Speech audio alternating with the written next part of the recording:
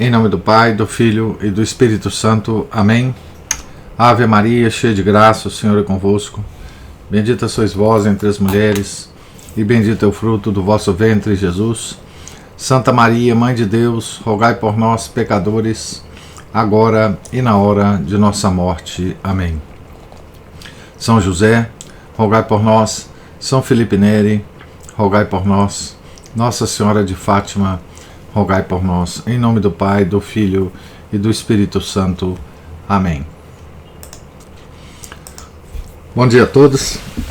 Nós estamos na página 107 da biografia de Santa Mônica, escrita pelo Monsenhor Émile Bugot. Capítulo 7. Restos do fogo sagrado. Chegada de Fausto. Começa a ver-se o que podem as lágrimas de uma mãe. Fim da crise maniqueia. Bastava observar Agostinho nos perigos da juventude e no primeiro ardor das paixões para conhecer quão perfeitamente o velho bispo tinha descoberto o que se passava dentro de sua alma. O coração e o espírito haviam se afastado de Deus, porém não o aborreciam. Algo do fogo divino se ocultava ainda nas dobras mais secretas da consciência. A fé havia desaparecido, porém a probidade, a honra, a elevação e a delicadeza dos sentimentos, o amor à verdade, e no meio dos extravios, certo pudor enchia-lhe a alma, e como bálsamo impediam que a corrupção se fizesse irremediável. Eram as asas, como diz São Francisco de Sales, pelas quais Deus devia colher um dia esta alma e tirá-la do chão em que andava mergulhada. Fala-se muito das desordens de Santo Agostinho. Porém, é preciso compreender e não abusar das palavras que mais de uma vez acentuaram-lhe a humildade. Sem dúvida que o coração estava pervertido e a vontade enferma. Porém, não havia descido a essa desordem tão profunda de que não se sai nunca, e em que, com a educação, desaparecem totalmente a honra, a fidelidade e toda a classe de afeições, unido inviolavelmente à mãe de Adeodato, consagrado a este filho que teve aos 19 anos e que tanto chorou no livro das Confissões, e dedicando-se a trabalhos ingratos que o fatigavam e entorpeciam. O porvir, somente para dar à mãe e ao filho o necessário.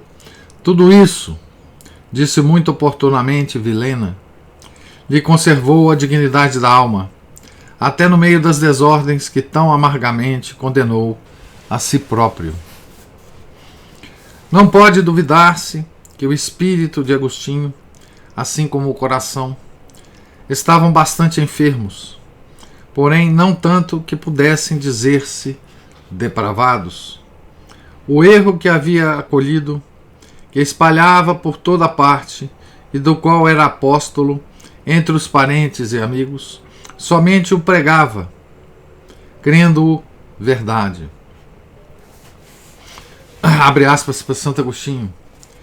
Ó eterna verdade, quão estranhavelmente e do íntimo de minha alma suspirava por ti, ainda quando os maniqueus me falavam frequentemente de ti, já pessoalmente, já em seus livros, que eram muitos e volumosos, porém nos quais eras uma letra sem significado. Ansioso como estava de achar-te e saciar-me de ti, apresentavam-se-me apenas fantasmas luminosos, porém eras tu quem buscava, ó verdade infinita. Eu que tinha fome e sede de conhecer-te. Fecha aspas. Assim, Agostinho aderiu ao erro, porém na realidade não o amava. Procurava só a verdade. É indubitável que o orgulho o dominava, que se cria com asas e olhos de águia, que queria subir e brilhar, que era fanático pela glória e que sonhava com os aplausos do teatro e as coroas do circo, dedicadas aos vencedores em poesia e retórica.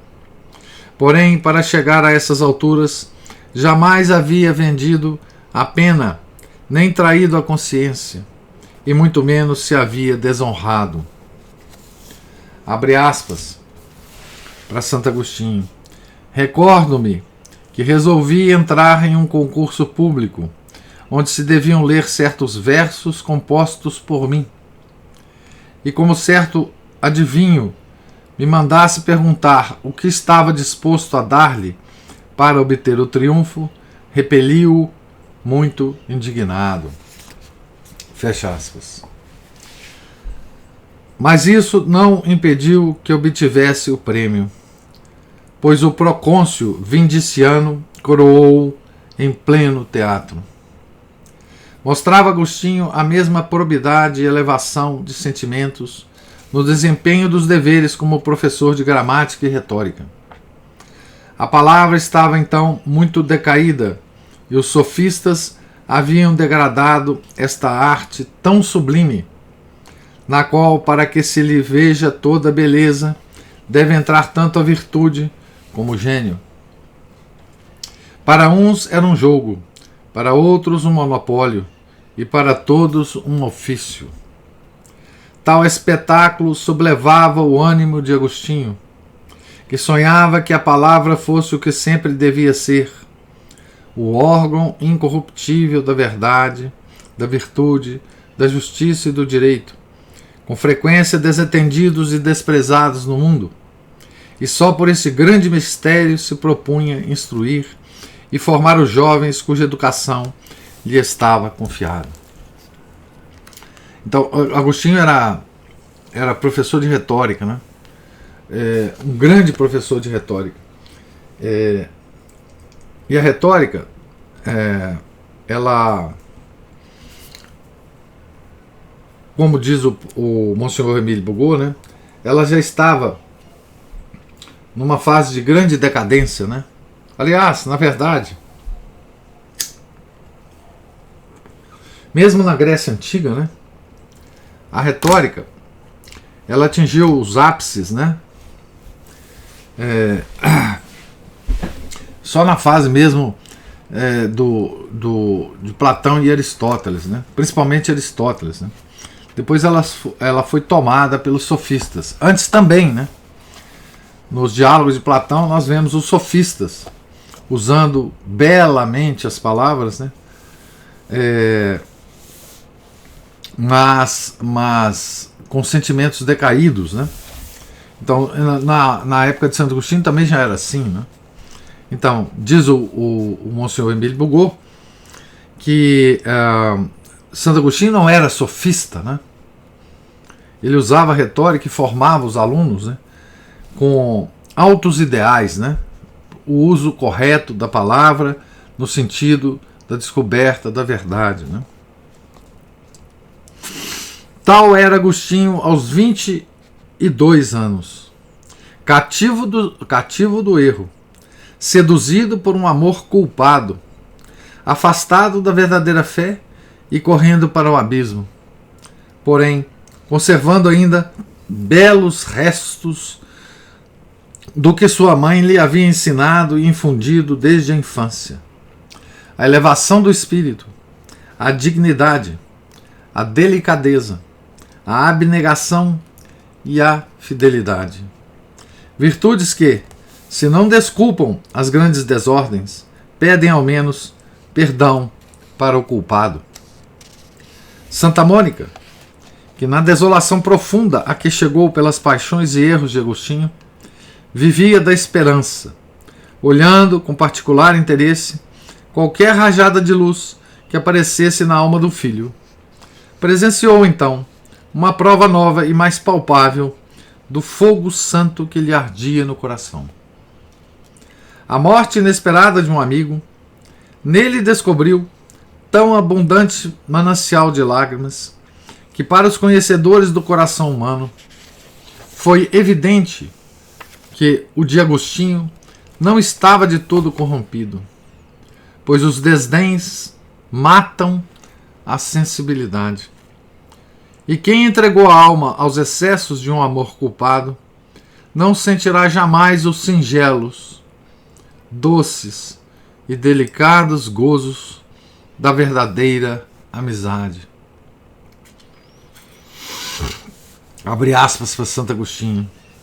Nos primeiros anos que ensinei em Tagaste, adquiri um amigo que, por haver estudado com ele, ser de minha idade e estarmos ambos na flor e frescor da juventude, chegou a ser-me muito querido. Havíamos sido criados juntos. Juntos fomos à escola e juntos também nos divertíamos. Porém, então não era tão querido como depois, ainda que nossa amizade não tivesse sido jamais verdadeira. Pois verdadeira é só aquela que se forma entre os que vivem unidos pela caridade derramada nos corações pelo Espírito Santo. Fecha aspas. Depois dessa declaração, ao escrever as confissões, reaparece o jovem Agostinho dizendo: não obstante, aquela amizade era para mim docíssima e estava sustentada pelo ardor nos estudos e pelas aspirações que nos eram comuns. Havia-o, ainda que não inteira e radicalmente, desviado da verdadeira fé que seguia na juventude, inclinado àquelas falsidades supersticiosas e nocivas que tanto fizeram chorar minha mãe, de modo que até no erro éramos iguais, e eu não podia coisa alguma sem ele, sem o amigo, né? Fecha aspas. Havia passado quase um ano desde que Agostinho e seu amigo viviam em tão doce união, quando se declarou a enfermidade mortal que ia destruí-la para sempre. A amizade, né? Devorado pela febre, sem conhecimento, banhado já em suor frio, sintoma de morte, e não havendo mais esperança alguma, administrou-se-lhe o batismo, sem que se desse conta disso. Pois o jovem, como a maior parte dos daquela época, não era mais que catecúmeno. Presente Agostinho ao ato, ligou-lhe pouca importância, persuadido de que um pouco de água derramada sobre o corpo do amigo não seria capaz de apagar sentimentos que lhe havia inspirado na alma. Abre aspas para Santo Agostinho. Por isso, quando pude falar-lhe, quis escarnecer do batismo que lhe haviam administrado, crendo que também faria a mesma coisa. Porém, repeliu-me com horror, como se fosse seu maior inimigo, e logo com uma liberdade admirável, invocando nossa amizade, proibiu-me falar daquele modo. Fecha aspas. Admirado, Agostinho guardou silêncio e conteve os naturais impulsos, esperando que a convalescência do enfermo lhe permitisse discutir à vontade. Porém, Deus havia resolvido livrar este jovem do perigo que o ameaçava. E alguns dias depois, justamente na ausência de Agostinho, um novo acesso de febre arrebatou-lhe a vida. Dificilmente pode-se compreender a grande dor quando, na volta, não encontrou mais um amigo. Nem as lágrimas que vertia, nem a profunda aflição, se ele mesmo não o contasse. Então vamos ver como é que Agostinho conta essa perda, né? Senti-lhe tanto a perda que meu coração se encheu de trevas, e enquanto olhava, não enxergava senão a morte. O país mesmo era-me um suplício, a casa paterna, a morada mais infeliz e insuportável. E a lembrança do que havia falado com ele antes da morte convertia-se em crudelíssimo tormento, vendo-me só. Por todas as partes buscavam-no meus olhos. Aborrecia todas as coisas, porque em nenhuma o encontrava. Nem podia dizer-me, como antes, quando vivo e fora de casa: espere que já vou. Todo o meu ser se achava convertido em um enigma. E perguntando à minha alma por que estava triste e por que me afligia tanto, ninguém sabia responder. Fecha aspas. Em vão, sua mãe procurava consolá-lo e os amigos distraí-lo. Como não abrigava pensamentos religiosos que mitigassem a dor e fizessem mais leve a carga, sucumbia debaixo de seu peso. Por isso, Agostinho não pôde mais viver onde havia morrido o amigo querido. As ruas por onde haviam passado juntos, as praças públicas em que tantas vezes se haviam encontrado, as casas de seus estudos, de seus jogos e de sua pura e estreita amizade, tudo lhe causava fastio. Quando as via concorridas e frequentadas por homens de negócios, que iam e vinham, admirava-se que pudesse haver quem vivesse, estando morto seu amigo. Temendo-se pela saúde de Agostinho por causa da debilidade que o consumia, e porque passava dias inteiros chorando e afastado dos habituais trabalhos, foi preciso evitar-lhe tais emoções, e com esse intento lhe aconselharam que voltasse a Cartago, no qual consentiu, persuadido de que a variação do lugar, o ruído de uma cidade mais populosa e as árduas ocupações que devia ali empreender lhe dulcificariam, em parte, a grande dor. Santa Mônica sofreu sem dúvida vendo partir o filho, porém resignou-se, interessando-se pela saúde e vida de Agostinho. Não deixou de inquietar-se, vendo-o voltar a Cartago. Ali havia perdido a inocência e a fé. Como, pois, não temer que se despojasse ainda, nessa cidade pervertida, do pouco bem que o vício havia respeitado e dos últimos restos do fogo sagrado? Felizmente, a dor é uma grande escola, sobretudo para as grandes almas. Agostinho voltou a Cartago, não convertido, pois ainda lhe estava longe a conversão, nem sequer desiludido, parecendo pelo contrário que ideias de ambição o haviam trasladado àquela cidade. No entanto, começou a compreender a vaidade deste mundo. O gemido de Jó havia-lhe aparecido nos lábios, e começava a entoar o cântico fúnebre que restituiu a calma apenas se lhe ouçam, que restitui a calma apenas se lhe ouçam as primeiras notas. Este cântico abraça duas partes. A primeira é triste. Nela tudo passa, tudo se gasta e seca nos lábios desejosos de beber e refrescar-se. E este lúgubre canto era precisamente o de Agostinho em sua viagem a Cartago. Vamos ouvir o cântico fúnebre de Agostinho. Ó meu Deus, para onde quer que se volte o coração do homem, tem que sofrer, senão se volta para vós, ainda que se abrace as criaturas mais belas.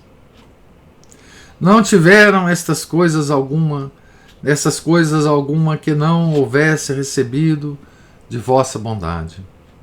Nascem agora e logo morrem.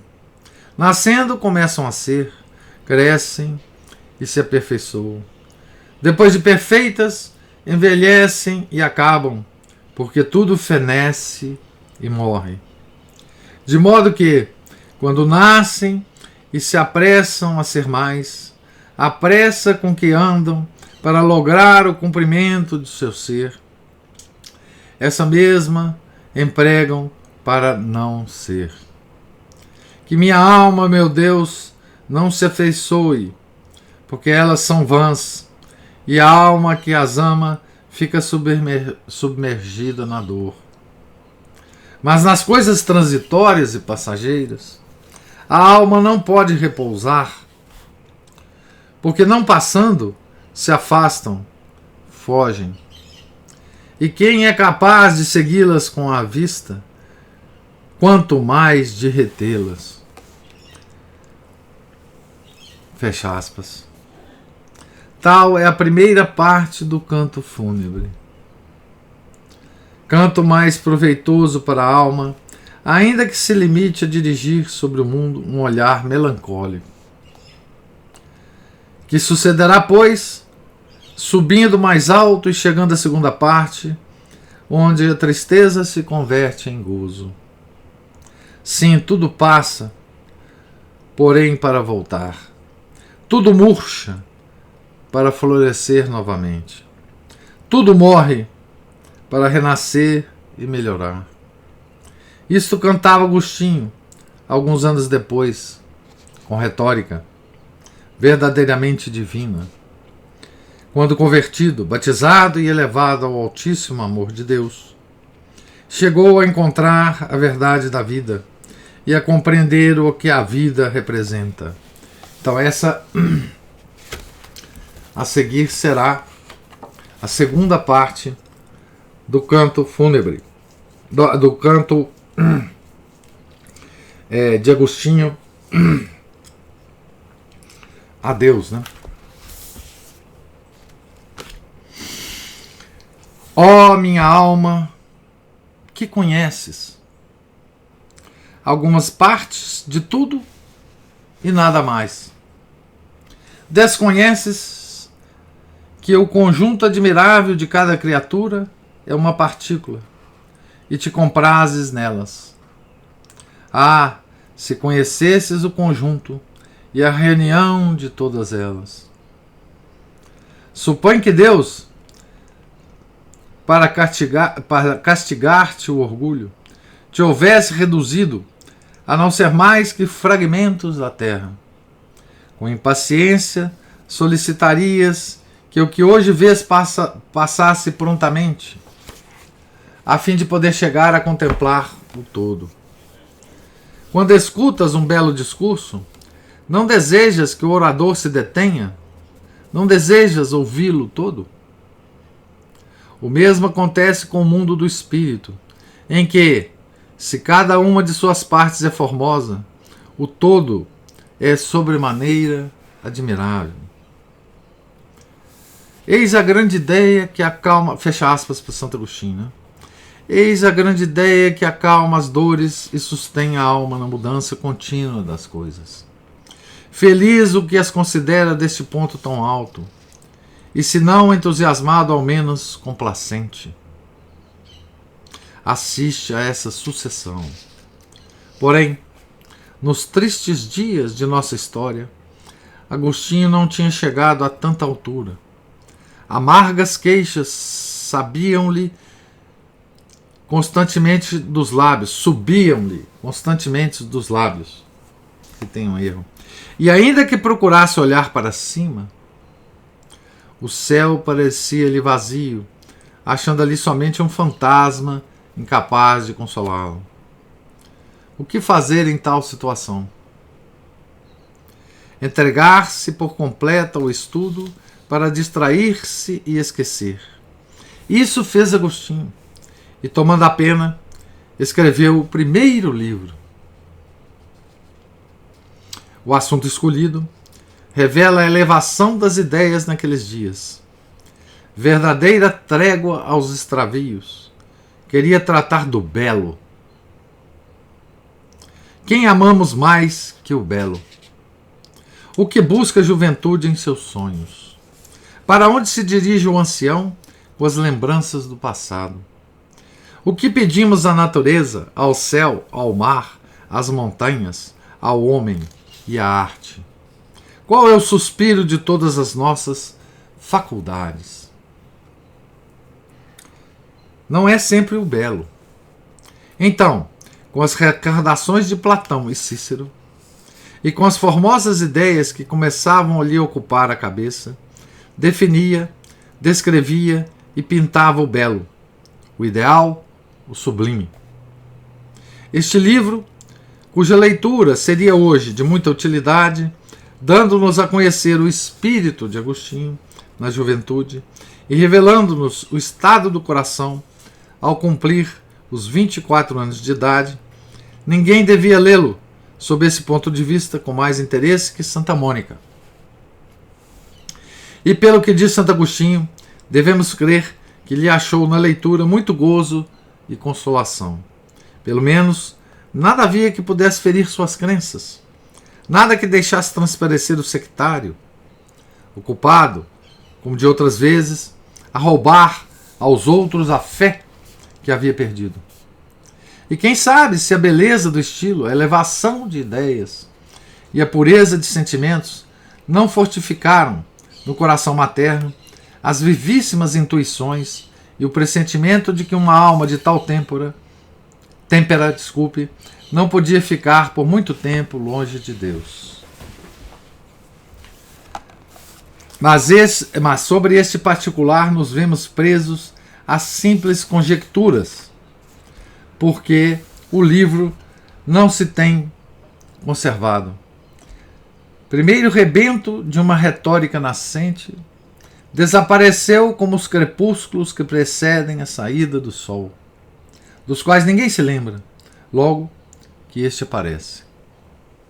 Ao belo estudo da poesia e da arte, que ocupava Agostinho com frequência, e a que pode dizer-se dedicou toda a vida, unia então outro estudo mais austero e sublime, o das ciências físico-matemáticas e astronômicas. Estudava-as com a paixão que lhe era peculiar, aplicando as forças do seu luminoso engenho a resolver tão difíceis problemas, encantado pelas relações que começava a descobrir entre os números e a arte, a harmonia, a música e a poesia, e que havia de desenrolar mais tarde com tanta originalidade e maestria. Assim, reanimava esses estudos, engrandecendo-os com os conhecimentos gerais da filosofia, e remontava-se pela arte, pela poesia e a astronomia, pela física, pelos números de todos os meios, até Deus, a quem descobria na base, no meio e acima das coisas, segundo o profundo método dos grandes gênios, que ninguém como ele devia aplicar em maior extensão e com resultados mais felizes. Então, o Santo Agostinho estudou, né, as ciências da época, né, a ciência física, né, tá certo? Há trechos nas obras dele que ele demonstra um interesse grande, né, nas ciências físicas, né. Eu usava antigamente, quando eu era professor,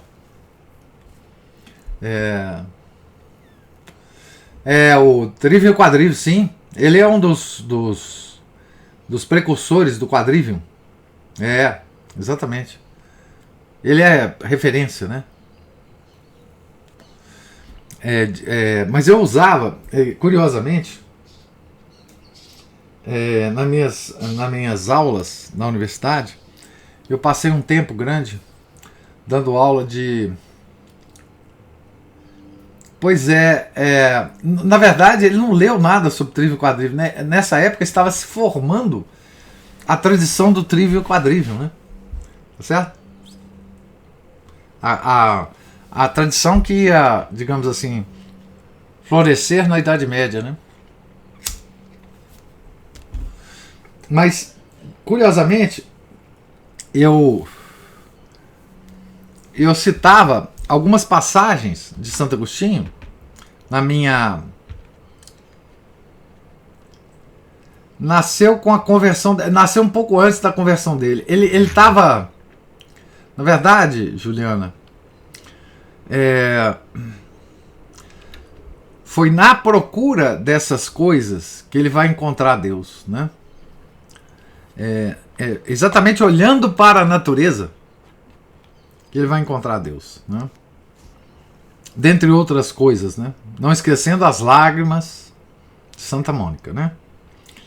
Mas eu citava nas minhas aulas algumas passagens da obra dele sobre magnetismo. Ele se interessava muito por magnetismo. Magnetismo era um mistério, né? Mistério profundo. E ele cita várias vezes as experiências que ele fazia com as pedras magnéticas, né? Os ímãs, né? Que a gente hoje chama de ímã. Né? Ele se interessava pelo universo, né? Pelos astros, né? Por tudo que... spoiler ontem. O que foi o spoiler ontem? Eu não sei, não. Não lembro. Mas ele... Veja, era um homem formado em retórica, né? Em poesia, em literatura, né? E ele, com a capacidade que ele tinha, né? Ele se volta... O magnetismo.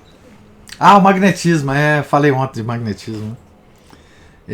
Ele se volta, então, com toda essa carga filosófica, né? Para a natureza, né? Para a natureza. Enfim, então ele se interessa por essas coisas, né? E ele absorve todo o conhecimento da época dessas coisas, né?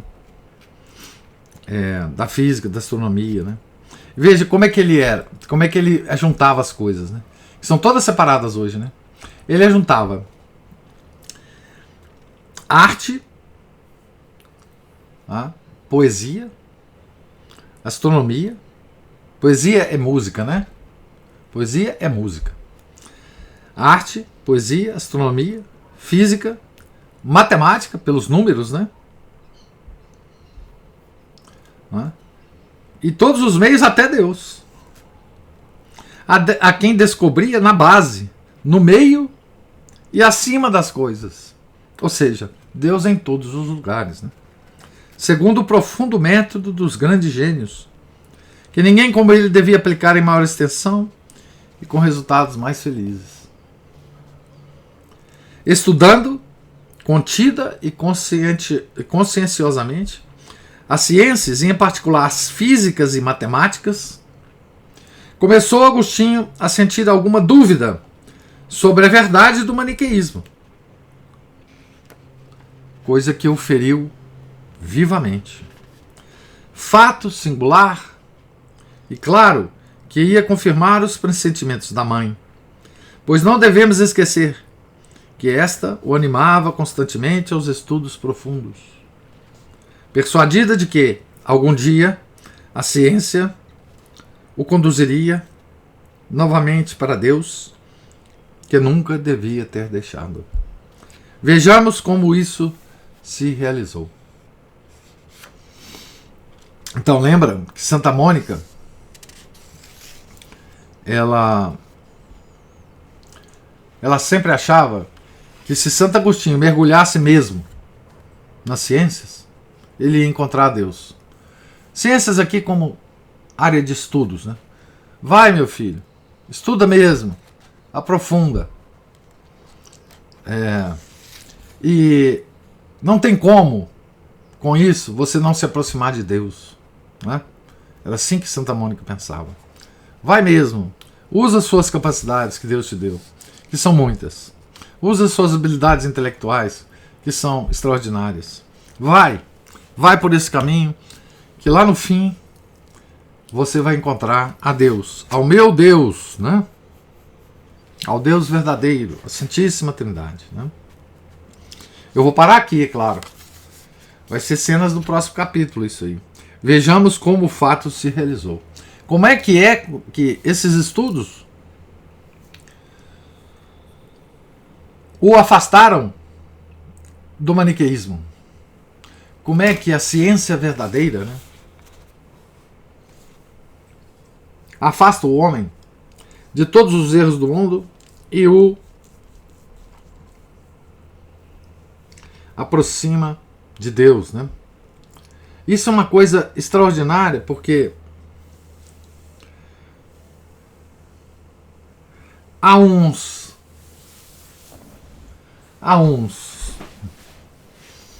500 anos, o homem fez o caminho contrário ao de Santo Agostinho, né?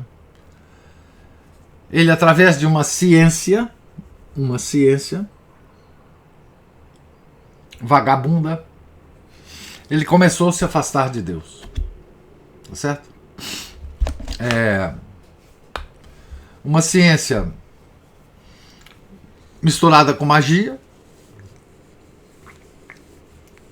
uma ciência renascentista que se misturou justamente com a gnose, não é? Criou esse monstro que a gente chama hoje de ciência, né? Então aqui nós veremos, né, como é que a ciência verdadeira, a ciência das coisas reais, a ciência praticada de forma correta, ela nunca pode nos afastar do Criador.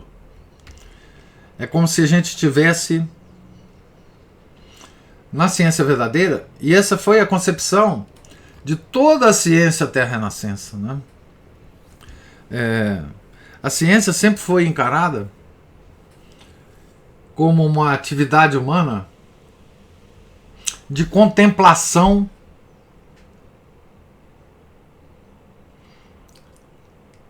das coisas criadas por Deus. O cientista medieval, ele tinha a completa consciência de que o que ele estava fazendo era uma obra sagrada, era uma obra de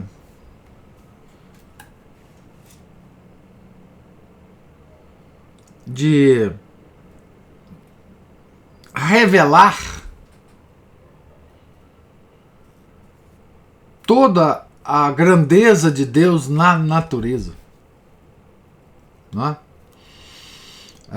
Mesmo os cientistas renascentistas, alguns deles tinham essa impressão, não é?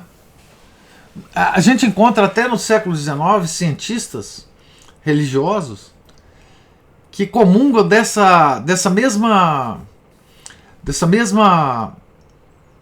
conceito, dessa mesma forma de ver a ciência, né? É como se o cientista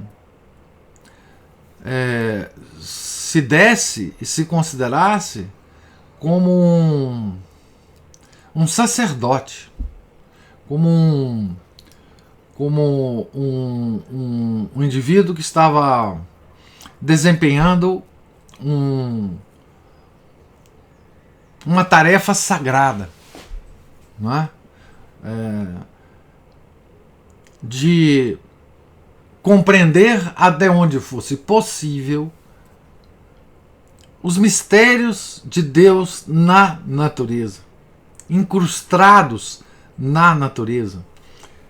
Como se Deus pudesse nos revelar um pouco de como Ele criou o universo. Toda a ciência verdadeira parte deste princípio, não é? Descobrir as artimanhas que Deus usou para criar o universo, não é? Os truques, as maneiras que Deus achou, né, para criar uma coisa tão bela como o universo. Seja no reino mineral, seja no reino vegetal, seja no reino animal, seja na terra, seja fora da terra, né? Ah, essa alta, elevada concepção de ciência, que hoje já não existe mais, ela foi modificada por um detalhe que parece insignificante. E são os detalhes insignificantes, né? Que o demônio gosta demais, né? Que é o seguinte: na medida em que o homem conhecia a natureza, ele conseguia realizar coisas, né? Que hoje essas coisas se chama tecnologia. E o homem ficou embevecido com esse poder, né? Que é mínimo. Esse poder é uma sombra do poder que Deus tem e exerceu ao criar a natureza. Mas o homem ficou tão embevecido com isso, porque ele realizava coisas com o conhecimento que ele tinha da natureza, que pareciam milagres, que ele então passou a considerar a ciência como aquela área de estudos em que você consegue dominar a natureza. Dominar a natureza. Coisa de louco, coisa de hospício. Mas o homem entrou por esse meio. E a ciência moderna é, de fato, uma área em que o homem, hoje, ele considera que ele tem condições de dominar a natureza. E isto é só um passo no sentido de que o homem, ao dominar a natureza, ele se convence que ele pode dominar o próprio homem, a própria natureza humana, que é o que nós vemos hoje, né? Tá certo? Com todas essas loucuras do transhumanismo, da implantação de chip, de não sei mais que, de não sei mais que, de não sei mais que. Né? A Juliana levantou a mão. É bom, vocês me fazem parar de falar aqui, que senão eu não vou parar, não. Diga, Juliana. Tudo isso perpassa pela honestidade, né? Ou seja, ele teve a honestidade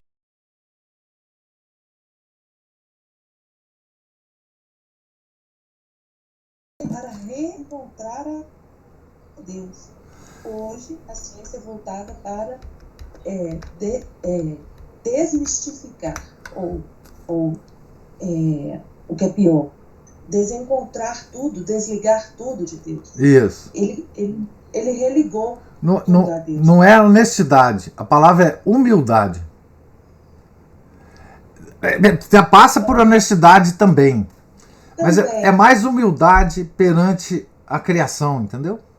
Me veio mais, no meu pensamento aqui, me veio mais uma lembrança do que a gente conversou ontem. Do cientista lá que o senhor falou, que começou a estudar todas a distância dos planetas, da Terra para os outros planetas, que ele viu o espectro vermelho, e aí ele conseguiu entender que tudo se afastava e estava, não, peraí. Ou seja, ele descobriu a verdade. Descobriu. Mas ele ficou tão com medo da verdade que ele tentou fazer uma teoria que o afastasse da verdade. É verdade. Exatamente. Que coisa. Então, assim, um pouco disso faz vocês entenderem o que é a ciência hoje. Né? A ciência, quando ela pega essa vibe de controlar a natureza, demorou uns 300, 400 anos depois disso, para que ela se convencesse de que é possível controlar o homem, a natureza humana. Né? Porque se você é um ateu, a natureza humana, o homem, é só um monte de elementos químicos, tal como uma árvore, como uma pedra. Então, se você controla a vegetação, se você controla o solo pela ciência, você certamente controlará o homem. Então é toda essa loucura de transhumanismo, de controle social, de controle das mentes humanas, de controle e que nasceu principalmente a partir do século XX, né? E é a loucura que nós estamos vivendo hoje com um negócio que a gente chama ciência, mas que tem um nome que é equívoco. Essa ciência não é mais a ciência que nós conhecíamos, não é mais aquela nobre atividade humana, né? Então é isso. É bruxaria. Claro, é bruxaria, não é? É macumba. Então, aqui dá um pouco a noção. Enfim, eu acabei desviando um pouco da figura do Santo Agostinho só para comentar com vocês que naquela época ainda, e mais 1000 anos depois de Santo Agostinho, os homens sempre se aproximaram da ciência para descobrir os truques divinos, as artimanhas de Deus, que Ele colocou no universo para fazer com que o universo seja belo como ele é, né? E depois isso acabou. É verdade isso que o senhor falou. Eu falei a honestidade, mas é a humildade. Sim. É a humildade. Porque ele foi fazendo esse percurso e voltando para aquilo que ele já conhecia desde a infância. Isso. Foi voltando para o catecismo. Maravilhoso demais. Maravilhoso demais. Pois é. Ele foi, com o estudo dele, ele foi aprofundando, ou seja, ele teve a humildade de perceber que o caminho que ele estava traçando para frente, ele trazia ele de volta a Deus. origem. E veja que o caminho dele, a estratégia que Deus usou com Santo Agostinho foi diferente da estratégia que Deus usou com relação ao Paulo de Tarso. Porque os dois são homens que foram aquinhoados com uma capacidade intelectual absolutamente extraordinária. Tanto Paulo quanto Agostinho, né? E Deus usou com Santo Agostinho a ciência, a capacidade dele de entender as coisas, a ciência misturada com a arte, com a poesia, né? Com Paulo, ele usou um cavalo e derrubou ele do cavalo, né? Essa belo quadro que está aqui atrás.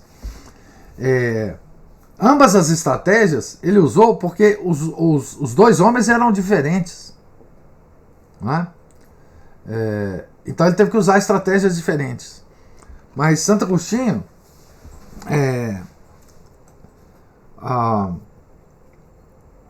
de fato, ele caiu de um cavalo também, né?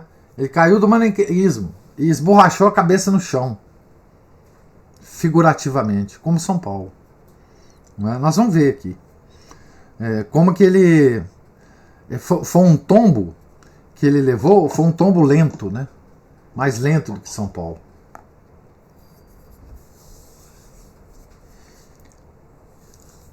Professor. Sim, grande Márcio. Bom dia.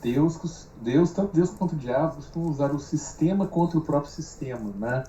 O diabo, ele corrompe o sistema, usa certos princípios dele para poder justamente perverter completamente, mas Deus, isso segundo, né, a engenharia social, e Deus também usa o próprio sistema contra o sistema, né? Usou a inteligência brilhante dessas pessoas justamente para poder, como se fosse um judô, né? Já que está empurrando, então aproveitar a força que você está empurrando para justamente te puxar e te jogar no chão. Isso.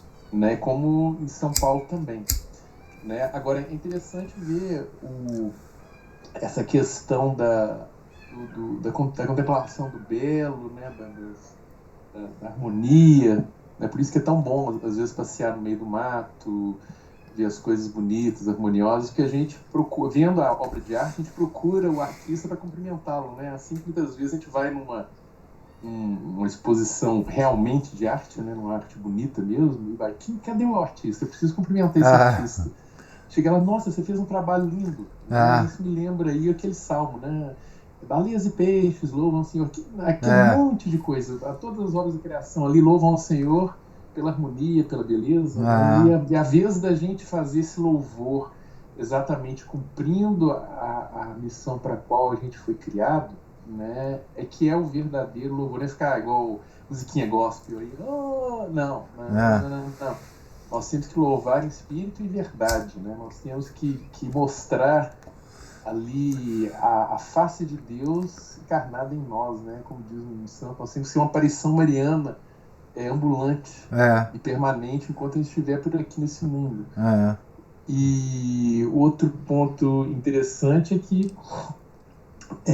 isso me fez lembrar uma frase, não sei se é atribuída ao Pasteur, que pouca ciência te leva... Te afasta de Deus, muita ciência te aproxima. Aprofundamento te leva a ele, né? E é interessante, que é exatamente isso que eu vi falando, essas heresias, essas ideologias, essas idiotices aí, na superfície, elas são muito encantadoras, mas à medida que se aprofunda, você vai vendo ali que aquilo é cheio de contradições, cheio de maldade, cheio de coisa que não presta, vamos dizer assim, em termos populares, né? E faz justamente a pessoa voltar, né? Pode ter sido, inclusive, o caso de Santo Agostinho aliado também às circunstâncias, né? As causas foram movidas por Deus para colocar ele contra a parede, né? E o próprio estudo da religião também, assim, superficialmente, assim, ele não causa grandes impressões, mas à medida que aprofunda, ele encanta, maravilha e te impulsiona cada vez mais, né, para vivê-la de modo sério, prático e profundo. A ideologia costuma falar que parece aquela moça muito bonitinha, muito engraçadinha, mas à medida que vai convivendo com ela, você vai ver assim, mas isso aí tá doido, eu prefiro aquela mais feinha ali, super simpática do que essa daqui. Verdade. Né? Verdade. E é aquela coisa, né, a razão e a fé... tem várias coisas que andam de mãos dadas, às vezes são pernas do mesmo corpo, né? A razão não dispensa a fé, nem a fé dispensa a razão, senão fica uma coisa perneta. Esse negócio de fé e razão está completamente errado hoje, né? Esse conceito de fé e razão, essa oposição entre fé e razão, né? Não existe nenhuma oposição. Não existe oposição, não é como tem, por exemplo, o pobre, o rico, não há para que haver oposição. Não. A mulher também não há para que, são todos complementares. Isso. Todos complementam. Como as virtudes que eu estava lendo com a Juliana aí, da honestidade e humildade. Uma anda com a outra. Claro. Elas são irmãzinhas, elas andam de mãos dadas, né? Ficam bonitinhas andando assim. As virtudes têm um conluio entre elas que elas não aparecem sozinhas. Sim, uma dá o braço para o outro, vamos irmãzinha, você está ficando para trás, ela puxa pelo braço, né? É desse jeito. Eu tinha mais uma coisa que eu ia falar, mas eu esqueci, mas acho que não tinha grande importância. Mas é isso aí. Se você lembrar, você fala. Tá, mas por favor, se eu desenvolvo mais o tema aí. Então, a Juliana pegou uma frase que você falou, né? Contemplando a arte, você procura o artista para cumprimentá-lo. No fundo, a verdadeira ciência é isso. Quer dizer, você descortina com a verdadeira ciência os grandes mecanismos universais que o artista construiu para criar o universo. E você tem vontade de cumprimentá-lo. E como é que você cumprimenta a Deus? Pela sua igreja, pelos seus sacramentos, não é? Você cumprimenta a Deus prestando adoração devida a Ele, ao grande artista do universo, não é? A grande ciência, a ciência verdadeira, é um permanente cumprimento a Deus, né? O grande cientista está sempre cumprimentando a Deus pelos seus belos mecanismos, pelas suas leis impressionantes, né, que ele fez para que o universo funcionasse do jeito que ele funciona. Isso me referindo só ao universo criado, né? Ao universo visível, não é? Sem considerar até as coisas sobrenaturais, né? Porque é o mesmo Deus que criou o universo visível, ele criou todas as coisas invisíveis, né? E tem o Espírito o indivíduo que criou isso tudo, o ser que criou isso tudo, ele deixou a marca dele, tanto no universo visível quanto no universo invisível. Ao universo visível, nós temos uma entrada que se chama ciência verdadeira, né?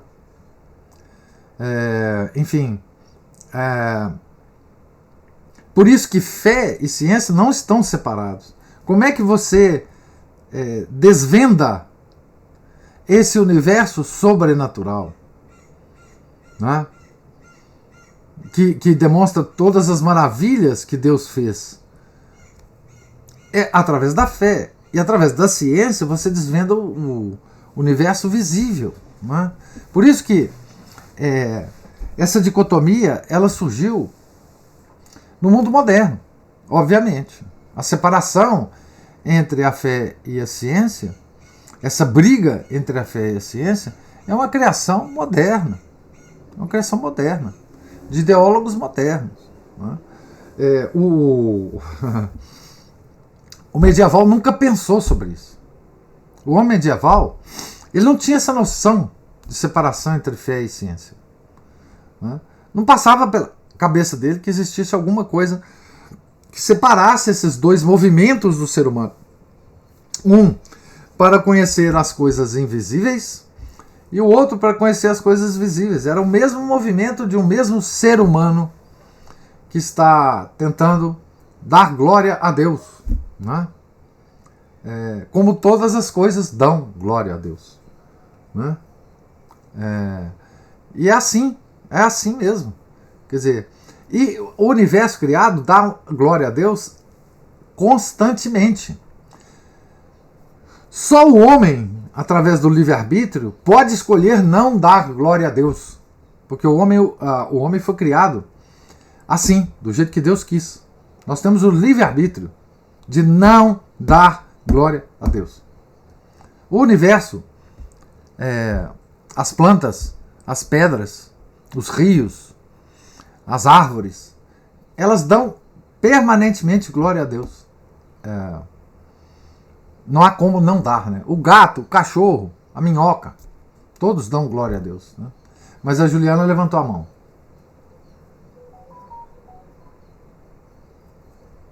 Então, nesse ponto aí, a gente já é um pouco medieval, graças a Deus. Ah, quem dera. Quem dera. Nós, enquanto sociedade, nós, assim, esse grupinho pequitinho aqui. Essa sociedade secreta. Essa sociedade secreta. Eu não queria usar esse termo, mas já que você liberou, a gente vai. Então, pelo menos esse grupinho aí, essa sociedade secreta, já é meio medieval nesse daí. Já tem um calibre a mais de medievaleza. Pode usar um termo um pouquinho diferente, uma sociedade discreta. Ela assim, não é secreta porque ela não impede a entrada, mas também não está aí fazendo propaganda para todo lugar, né? Para as pessoas. Boa, Márcio, boa. Porque tem as sociedades abertas, que são a igreja, por exemplo, que está aberta a todo mundo, as secretas fechadas apenas para os chegados. Os iniciados. Isso, é uma coisa que inclusive entranhou na sociedade, até na parte profissional também, que eu simplesmente odeio isso. E as discretas, elas não são secretas, mas também estão aí propagandeando, elas estão abertas para as pessoas que quiserem, mas também a porta é mostrada para aqueles que começarem também a bagunçar o coreto, né? Sociedade discreta. Por isso que a gente pede assim, né, para Deus nos livrar daqueles que propagandeiam as ideologias, sejam elas as sociedades abertas, discretas ou secretas, né? Incluem oração. E põe todo mundo no mesmo lugar, passa o rosto. Exatamente. Mais uma sigla para você, professor. SDM. SDL? SDM. Sociedade Discreta Medieval. SDM. nós formamos aqui uma guilda. Uma guilda medieval. Mas veja, como é que é difícil, né? A gente partir dos erros modernos que nos atacam permanentemente, né? E voltarmos para uma sanidade. Porque, na verdade, isso é apenas sanidade. Isso é reconstituir a sanidade. do homem. O homem era são, mentalmente são. E ele enlouqueceu. Não é? O que nós estamos buscando é uma sanidade original, não é? Uma forma natural de ver o mundo, de contemplar as coisas, né? E curiosamente, né? Curiosamente não, pela sua própria natureza, a igreja é que mantém a sanidade do mundo. Por quê? Porque a sanidade anda de mão dada com a santidade. Né? Sanidade e santidade são dois aspectos de um mesmo fenômeno, de um mesmo... por quê? Porque a sanidade não é possível sem a aproximação com Deus. Quem nos dá a sanidade mental é a terceira pessoa da Santíssima Trindade, é o Espírito Santo. Não é? Ele que nos dá a santidade, a sanidade mental e também a santidade. Então, só é possível ser são mentalmente se a gente se aproxima da santidade. O são é aquele que tenta ser santo. Não é possível, não é? Você buscar a sanidade do mundo se você não buscar a santidade. Por isso é que o diabo adora nos enganar, né? O diabo, ele nos engana dizendo assim, não, tem formas de você buscar a sanidade em tal ideologia, em tal filosofia, em tal movimento, tá certo? Não há a menor possibilidade de você buscar a sanidade fora da igreja, a verdadeira igreja, né? Ela coordena todos os processos de sanidade mental que existe na humanidade. Sempre foi assim. E ela sempre corrigiu o mundo, né? Das suas maiores loucuras, né? Então, voltar para essa sanidade é voltar para a igreja, é voltar para a nossa santa religião, é voltar para as nossas devoções. O homem só é santo se ele é um homem da igreja. Não há possibilidade alguma de ser santo fora, de ser são fora da igreja. Né? Não há. Não é? Então, é isso. Né? Santo Agostinho passeou pelo hospício e voltou. Sim. Não é? E usando a metáfora do Márcio, né? Hoje o mundo se transformou num hospício aberto, né? Com admissão geral de todas as pessoas, né? Aliás, o mundo hoje, você só é admitido do mundo se você for louco, né? Se você for louco. Né? Nesses tempos que nós vivemos, é sempre muito bom a gente ler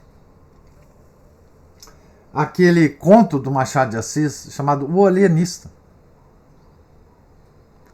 Não é? Se vocês tiverem um tempinho, voltem a esse conto do Bacamarte, né? Porque ele discute exatamente isso, né?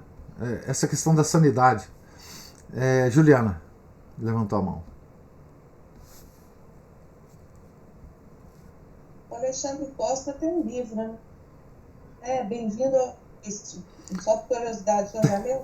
Tem, já li. Ele é muito legal. É muito divertido. Apesar dele falar de coisas muito sérias, é muito divertido. É fininho também, é muito divertido. A ideia é essa. Né? A ideia é essa. Nós vivemos num hospício. E como loucos, né? O louco no hospício, ele se sente muito bem, porque ele está junto de outros loucos, né? Que dão combustível para ele continuar sendo doido, né? Então tem lá o Napoleão Bonaparte, tem lá, enfim. E todo mundo reverencia o Napoleão Bonaparte no hospício, né? Acreditando que ele é Napoleão Bonaparte, né? Então, isso é muito importante a gente de vez em quando meditar, né? que a nossa sanidade mental, né, ela só é preservada na santidade. Né? Não há outra forma de preservar. Né?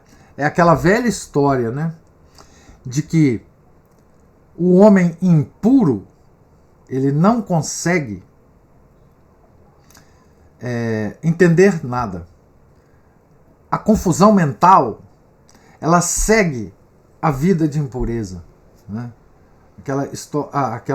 Aquele conceito tomístico que volta, não só tomístico, mas vários santos falaram sobre isso. Né? Existe uma chave de entendimento, de compreensão na cabeça do homem, que existe uma porta, né, que se abre, mas essa porta pode ser fechada pela impureza. E nós estamos na era da confusão, mental. Né? E essa era adveio na humanidade por causa da impureza. Né? Por causa da desistência do homem de seguir a moral cristã. E aí nós caímos na impureza e nós caímos na confusão mental. Toda a ciência hoje, além de todos os interesses econômicos que envolve a ciência hoje, além dos grandes grupos globalistas que tentam sequestrar a ciência verdadeira, além de tudo isso, o que está por trás disso é que o homem impuro ele não consegue fazer uma ciência verdadeira. Né? Que é uma das marcas, para quem gosta, né? Essa era de confusão é das marcas do anticristo. Professor, sim, ó. Bem-aventurados os puros de coração, porque verão a Deus, né? Está lá no comecinho do Evangelho de São Mateus. Né? Bem-aventuranças.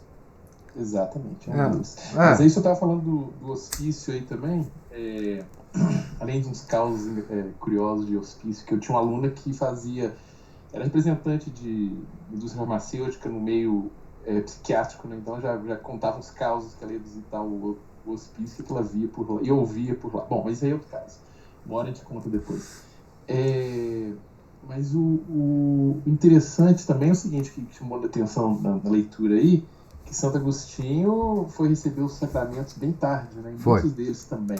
Né? Isso aí está parecendo o Código de Direito Canônico atual, que junto ele tem umas partes, né, que eles falam sobre a idade da recepção dos sacramentos, eles colocam sempre assim, mas a comissão episcopal local pode alterar essas datas segundo a conveniência. Aí fica a nossa CN, né, vai fazer, ela joga a idade lá para frente, bem para frente, ao invés de fazer exatamente aquilo que os santos falavam, né, o objetivo de tudo é trazer as pessoas a Nosso Senhor, né, e mantê-las junto com Ele, para que permaneçam com Ele, inclusive após a morte. Ela vai, ao invés da criança fazer a primeira comunhão na idade cedo, aí, 6, 7 anos, não, vai empurrar o menino lá para 10, 11 anos. Ao invés de fazer a crisma, tem casos antigos, gente foi crismada ao nascer, né, junto com o batismo, ou, na pior das hipóteses, na primeira comunhão. Aí eles jogam o menino para 15 anos, na hora que já tomou contato com todo tipo de perversão possível. Né? E mesmo, é uma coisa também que eu já até conversei com a nossa Juliana aí, e outras pessoas também, né, quanto à questão de estar bem preparado, não só em termos de conhecimento, mas também com uma vida disciplinada, né, de oração, de vivência dessa fé, é que muitos dessas pessoas, até esses soldados de elite aí, que são os crismados, eles costumam ser os mais tentados. E se eles não estiverem preparados devidamente, são os que caem mais feio, inclusive. A queda deles é horrorosa. E tem até uns causos, né, de umas piadinhas, né, de um bispo, só para ilustrar, um bispo chegou, aquelas visitas a paróquias, acho que eu já contei aqui isso, e uma igreja muito bonitinha e tal, e o sacristão mostrando tudo isso para a igreja. É uma pena que nós temos um monte de morcegos aqui, e chega no horário de anoitecidos para voar aqui. Às vezes a gente tem alguma missa nesse horário e o pessoal fica assustado. Aí o bispo diz, isso é fácil resolver. Basta crismar os morcegos. Assim, por quê? Porque basta crismar que são tudo da igreja. Né? Então, justamente essa fragilidade. Bom, mas aí caso eu queira falar um pouco mais sobre esse assunto, ótimo. E só mais uma parte que me fez lembrar aqui também, essa questão das qualidades, né? Me lembra aquela lenda do burrinho que foi levar Nosso Senhor para dentro de Jerusalém. O pessoal, né, cantando lá os louvores, lá a Cristo, lá na hora que está chegando, cumprimentando, aquela festa toda, ele achando que era para ele. E todo prosa contando para os outros burrinhos depois. O pessoal, mas você é burro mesmo, né? Os louvores eram a Deus em você, não a você. Então aí que está as nossas qualidades também, para a gente não ficar se achando grandes coisas. É aquilo que Deus deu para nós e a gente ainda conseguiu não atrapalhar o suficiente para que ela pudesse ser manifesta. Né? E é isso. Obrigado. Não, isso foi ótimo esse seu comentário, porque assim, quanto mais qualidades a gente tem, mais a gente deve se preocupar com isso. Porque mais responsabilidade nós temos. Né? Então, assim, vocês vejam, Santo Agostinho,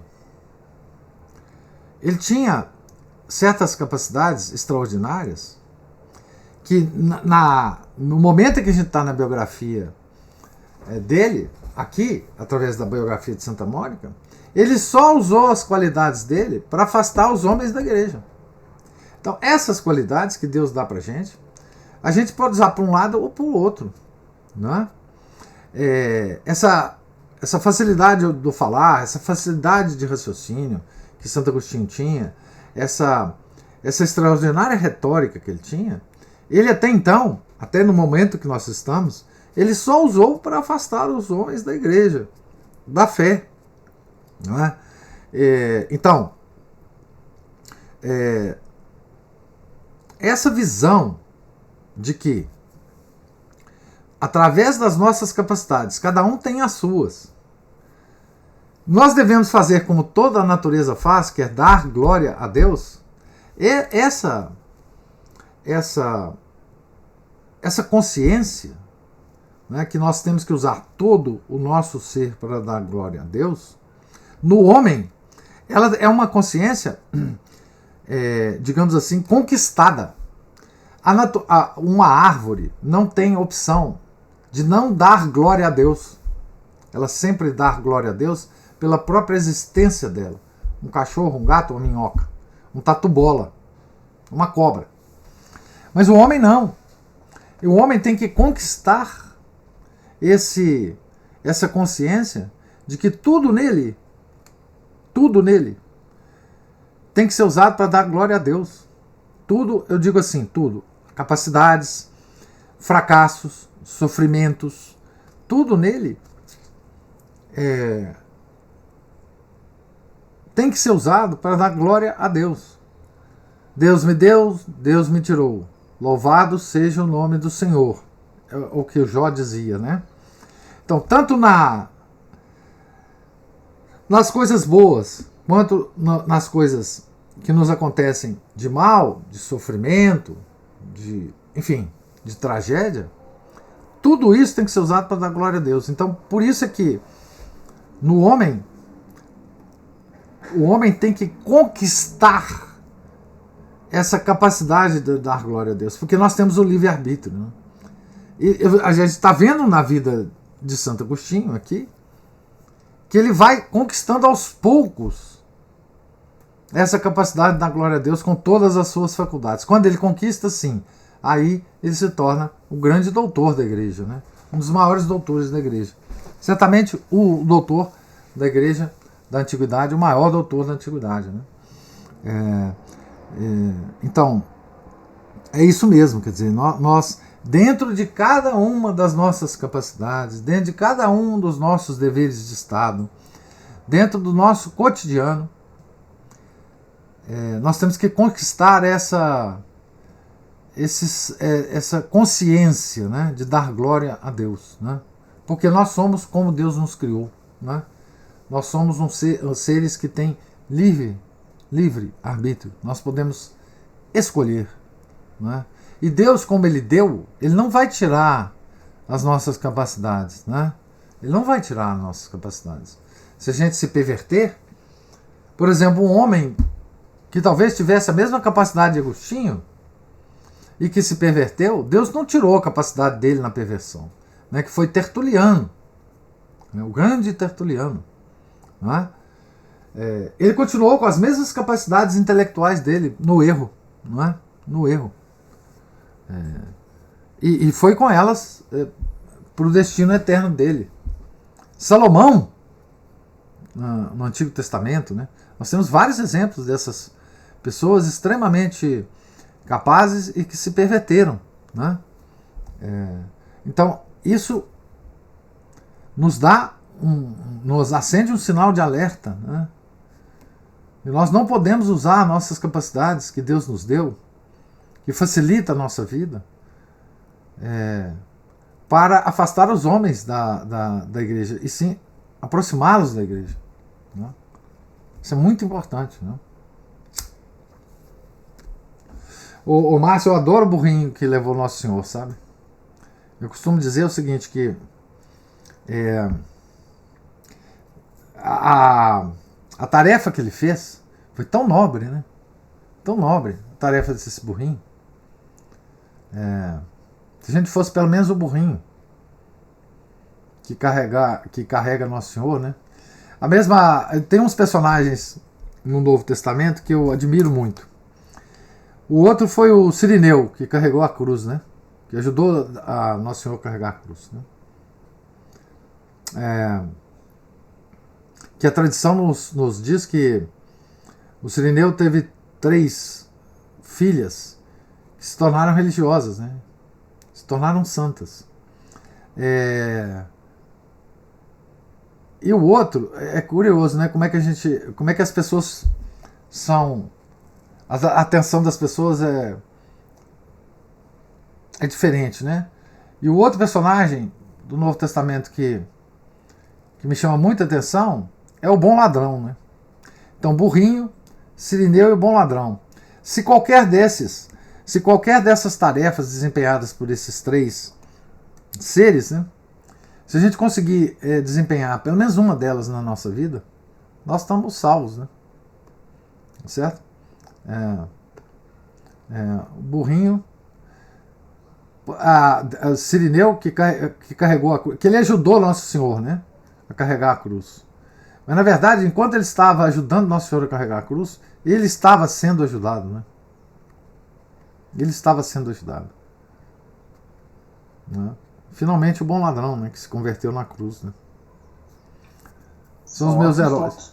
São ótimos toques para meditação, né, professor? Diuturna, inclusive. A cada momento, né, de pensar assim, igual aquele lema, né, que tem numa carta, acho, de São Pedro, para que tudo seja Deus, em tudo seja Deus glorificado, né? O que a gente pode fazer para glorificar a Deus? Às vezes o pessoal está pensando em fazer uma ação heróica fantástica, mas como São Luís de Montfort fala, isso Deus dá poucas oportunidades na vida de fazer isso, em muito poucas circunstâncias, se chega a dar. Mesmo assim, para algumas pessoas. Agora, as pequeninas oportunidades estão aí o tempo todo. Tempo todo. Né? Chegar lá, o burrinho tá lá comendo, o pessoal assim, bora levar o Nosso Senhor para dentro de Jerusalém. É impressionante, né? O que tá também, o que me impressiona também do burrinho, tinha um burrinho levando para Jerusalém, tinha um burrinho levando Nossa Senhora e São José para o Egito, com o menino Jesus, tinha um burrinho no presépio. Isso. E aí o burrinho passou batido, mas aquela coisa, né? O burrinho me faz a figura da humildade, né? Isso. Que carrega, né? E se ele for realmente um burrinho, não for como aquela da historinha, né? Ele vai cumprir a missão dele direitinho. É isso que a gente tem que fazer, né? Existiu um burrinho, um metafórico, um burrinho na história sagrada, que desempenhou esse papel de humildade, de recolhimento, que é o próprio São José, né? O São José foi usado por Deus e aceitou a sua missão como um burrinho, não é? Como um burrinho. Ele, quer dizer, na Sagrada Família, se você pegar a importância de cada um da Sagrada Família, a importância é invertida, né? O Chesterton dizia isso, né? Na família normal, existe o pai, a mãe e o filho. Na Sagrada Família, isso é invertido, né? É o filho, a mãe e o pai. Né? São José é aquela figura apagada, né? Ela é uma figura desconhecida. Ele não fala nada. Ele não se registra nenhuma fala de São José, né? E todas as comunicações que Deus faz com São José são comunicações íntimas, através de sonhos, né? Existe até uma devoção do São José dormindo, né? Então essas figuras, elas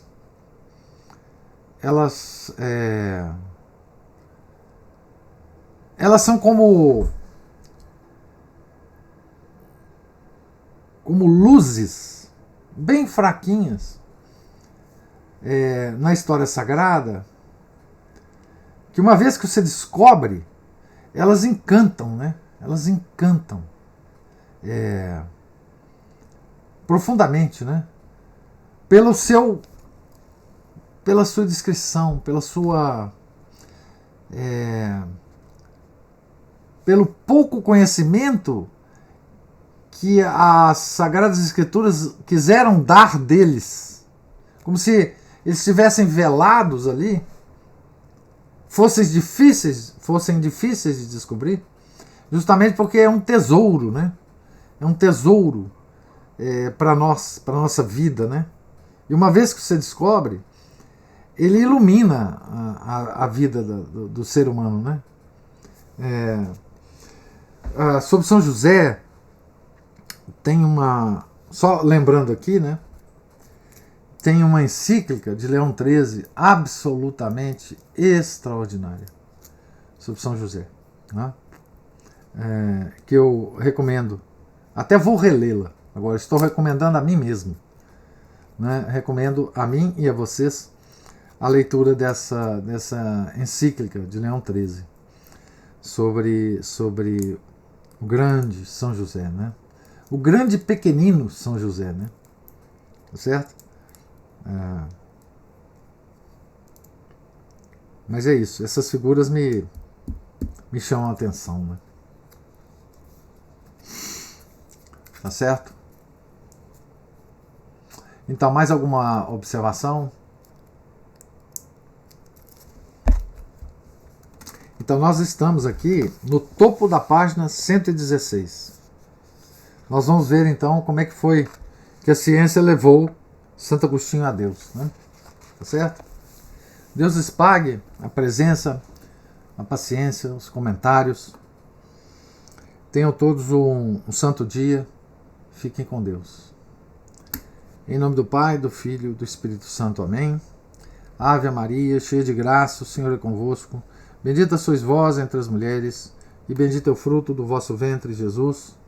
Santa Maria, Mãe de Deus, rogai por nós, pecadores, agora e na hora de nossa morte. Amém. São José, rogai por nós. São Felipe Neri, rogai por nós. Santa Mônica, rogai por nós. Santo Agostinho, rogai por nós. Nossa Senhora de Fátima, rogai por nós. Em nome do Pai, do Filho e do Espírito Santo. Amém.